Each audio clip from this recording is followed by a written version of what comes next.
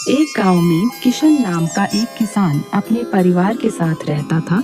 उसके परिवार में उसकी पत्नी राधा और एक बेटी रिया थी।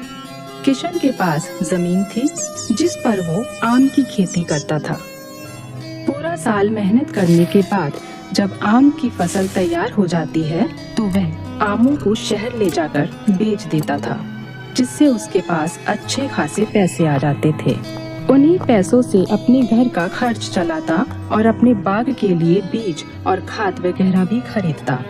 किशन और राधा का सपना था कि वो अपनी बेटी रिया को खूब अच्छी शिक्षा दिलाएंगे। अब रिया 5वीं कक्षा में पढ़ रही थी। मेरा सपना है कि मैं रिया को खूब अच्छी शिक्षा प्राप्त करवाऊं।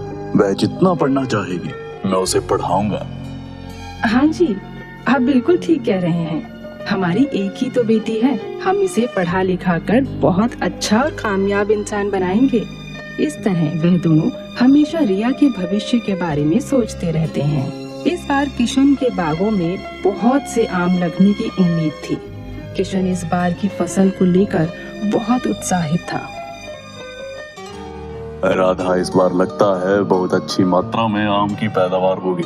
यदि आम बहुत अच्छे हुए, इनकी अच्छी कीमत शहर में मिल जाएगी, जिससे हमें ज्यादा मुनाफा होगा। इस बार यदि ज्यादा पैसे मिले तो मैं उनमें से कुछ पैसे रिया की पढ़ाई के लिए जोड़ कर रखूंगा, क्योंकि हमें स्कूल के बाद आगे पढ़ने के लिए शहर भी तो भेजना होगा। आप बिल्कुल ठीक कह रहे हैं। हम लोग अभी से पैसा जोड़ना शुरू करेंगे, तभी तो हम अपनी रकम जोड़ पाएंगे, ताकि हमारी बेटी शहर में आराम से पढ़ाई कर सके। किशन अपने बागों में आम आने का इंतजार कर रहा था और आम पककर तैयार होने ही वाले थे। एक दिन किशन अपने बागों में फलों का मुआयना कर रहा था कि तभी उसकी नजर फलों पर लगे कीड़ों पर गई। ये देखकर वो हैरान रह गया कि उसके बाग में आम पर कीड़े कैसे लग गए। वो मन ही मन सोचने लगा कि यदि मेरे फलों पर कीड़े लग गए तो बैठे बिठाए बहुत बड़ा नुकसान हो जाएगा। ये फल कैसे बिकेंगे, और यदि ये फल नहीं बिके तो मेरे पास पैसे कहाँ से आएंगे। इसी चिंता में किशन घर जाता है, अपनी पत्नी राधा से कहता है, राधा, इस बार मुझे बहुत बड़ा नुकसान हो गया। आज ही मैंने देखा कि कुछ फलों पर कीड़े लगे हुए हैं। यह देखकर मेरा तो मन ही बैठ गया। यदि मेरे बाग के आम खराब हो गए और उनमें कीड़े लग गए तो उन्हें भला कौन खरीदेगा। ये कैसे हो गया?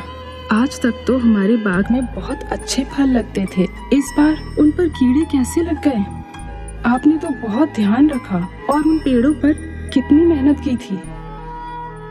मैं भी यही सोच रहा हूँ कि आखिर ऐसा कैसे हो गया, परंतु अब यह सोचने का वक्त नहीं है। कल जाकर मुझे सारे फलों में से अच्छे फल अलग करने होंगे, जिससे कि उनमें भी कीड़ा ना लग जाए। आप चिंता मत कीजिए, भगवान सब ठीक करेंगे। अगले दिन किशन अपने बागों में जाकर जब आम तोड़ने लगता है तो वो देखता है कि लगभग सारे ही फल सड़ गए हैं। सभी फलों पर कीड़ा लग गया था। वो सर पकड़कर वहीं बैठ जाता है और सोचने लगता है कि अब वह क्या करेगा। ये फल तो बिकेंगे नहीं, उसके घर का खर्च कैसे चलेगा। काफी देर बागों में चिंतित बैठने के बाद शाम को किशन उठकर घर की ओर जाता है। राधा, इस बार तो हमारे सारे ही फल खराब हो गए। हमारे बाग में कुछ भी नहीं बचा। मुझे तो समझ नहीं आ रहा कि आखिर हमारे घर का खर्चा कैसे चलेगा, और फिर मेरी बेटी की पढ़ाई। राधा किशन को दिलासा देती है कि वो भगवान पर भरोसा रखे। यदि एक नुकसान हो गया तो कोई बात नहीं, कोई दूसरा रास्ता निकल आएगा। घर का खर्चा चलाने के लिए राधा गांव के जमींदार के घर खाना बनाने का काम शुरू कर देती है, जिससे कि कुछ पैसे मिल सके और उनके घर का खाना भी चल सके। पैसे की कमी के कारण रिया का स्कूल भी बंद हो जाता है और किशन ये सब देख देख कर हमेशा उदास रहने लगता है। जमींदार के घर पर उसकी बीवी और एक 5 साल का बेटा था। राधा सुबह ही उनके घर चली जाती और रसोई का पूरा काम संभालती। जमींदार के घर साफ सफाई करने के लिए एक नौकरानी पहले से ही काम कर रही थी। वो बहुत चालाक और मौका परस्त औरत थी। वो अपनी मालकिन से नजर बचाकर रसोई में जाकर कुछ न कुछ चुरा कर खाया करती थी। परंतु जब से राधा ने वहाँ काम करना शुरू किया था, उसका रसोई से सामान निकाल कर खाना मुश्किल हो गया था। इसलिए वो राधा से बहुत जलने लगी थी। राधा को भी अपनी तरफ करने के लिए वो उससे कहती है, अरे क्या राधा, तुम सारा दिन काम करती रहती हो और कुछ खाती पीती भी नहीं। मालकिन को क्या पता हो फ्रिज में कितने फल पड़े हैं। चलो इसमें से निकाल कर कुछ फल खा लेते हैं। नहीं, मालकिन से बिना पूछे कुछ भी खाना तो चोरी हुआ। यदि तुम्हें कुछ चाहिए तो तुम उनसे मांग लो, परंतु मुझसे ऐसी बातें मत किया करो। मैं उनसे बिना पूछे कोई भी चीज नहीं लूंगी। राधा के ऐसे स्वभाव को देखकर नौकरानी चुप हो जाती है और मन ही मन राधा को कोसने लगती है कि उसके आने के बाद से इसका सारा सामान चुरा कर खाना बिल्कुल बंद हो गया है। वो नौकरानी राधा को वहां से निकलवाने के बारे में सोचने लगती है, पर राधा का व्यवहार और काम में ईमानदारी के कारण वो जमींदार की बीवी को बहुत पसंद थी। जमींदार की बीवी काफी अच्छे स्वभाव की थी। वो आए दिन राधा को कुछ न कुछ खाने के लिए दे देती थी। राधा कभी कभार रिया को भी अपने साथ काम पर ले जाती थी। रिया वहां बैठकर अपनी किताब पढ़ती रहती थी। रिया को इस तरह किताब पढ़ते देख जमींदार की बीवी राधा से पूछती है, तुम्हारी बेटी को पढ़ने का इतना शौक है तो तुम इसे स्कूल क्यों नहीं भेजती? इस पर राधा कहती है, ये तो स्कूल जाती थी और 5वीं कक्षा तक पढ़ी है। आगे भी पढ़ना चाहती थी, परंतु हमारे हालात ऐसे हो गए हैं, घर का खर्च चलाना बहुत मुश्किल है, तो पढ़ाई का खर्चा कहाँ से निकालेंगे? मेरा और इसके पिताजी का तो जीवन में एक ही सपना है कि हम इसे पढ़ा लिखा कर कामयाब बनाएं। परंतु अभी हालात ऐसे नहीं है कि मैं इसे स्कूल भेज पाऊं। एक दिन राधा जब जमींदार के घर पर खाना बना रही थी, तभी जमींदार की बीवी राधा को आवाज लगाकर कहती है, मैं नहाने के लिए जा रही हूँ, जरा 10 मिनट मुन्ना को देख लेना। ये कहकर जमींदार की बीवी अपने बेटे को वहीं जमीन पर बैठाकर नहाने के लिए चली जाती है। राधा रसोई में खाना बना रही थी।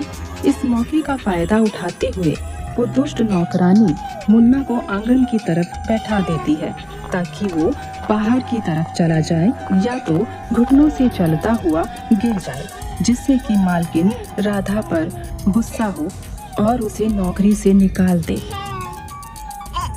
मुन्ना को आंगन में छोड़कर वो नौकरानी चुपचाप वहां से खिसक जाती है ताकि किसी को उस पर शक ना हो।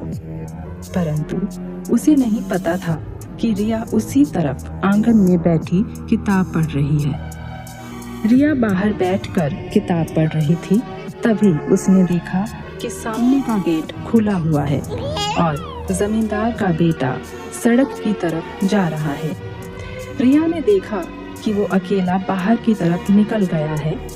सड़क पर सामने से एक गाड़ी आ रही थी।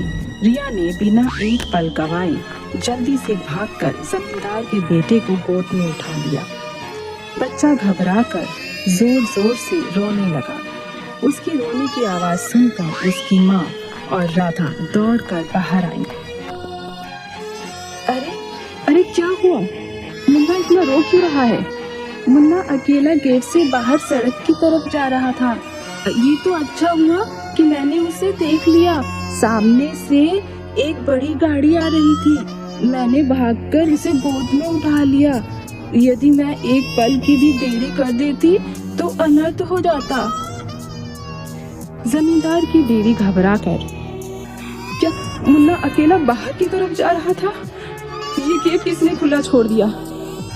मैं तो नहाने गई थी, परंतु मुझे नहीं पता था कि ये बाहर की तरफ चला जाएगा।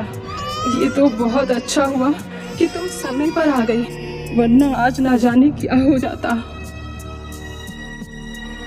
जमींदार की बीवी राधा और रिया का बहुत शुक्रिया अदा करती है। ये सब नजारा वो नौकरानी छुप कर देख रही थी और अपने प्लान को फेल होता देख मन ही मन दुखी होने लगी। वो मन ही मन सोचने लगी, ये चाल तो उस पर उल्टी पड़ गई है।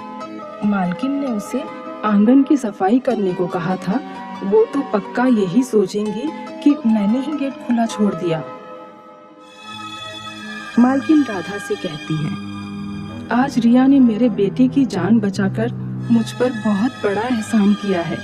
मैं इस एहसान का बदला तो नहीं चुका सकती, परंतु तुम जो भी चाहो मुझसे मांग सकती हो। मैं इनाम के रूप में कुछ देना चाहती हूँ। नहीं नहीं, आप ऐसा क्यों कर रही हैं? ये तो हमारा फर्ज था। हम इसके बदले में आपसे कुछ नहीं ले सकते। देखो, तुमने मुझ पर जो एहसान किया है, मैं उसकी कीमत नहीं लगा रही, परंतु मैं दिल से चाहती हूँ कि मैं तुम लोगों के लिए कुछ करूँ। तुमने बताया था ना कि तुम चाहती हो कि तुम्हारी बेटी आगे खूब पढ़े, परंतु पैसे की कमी के कारण वो स्कूल नहीं जा पा रही।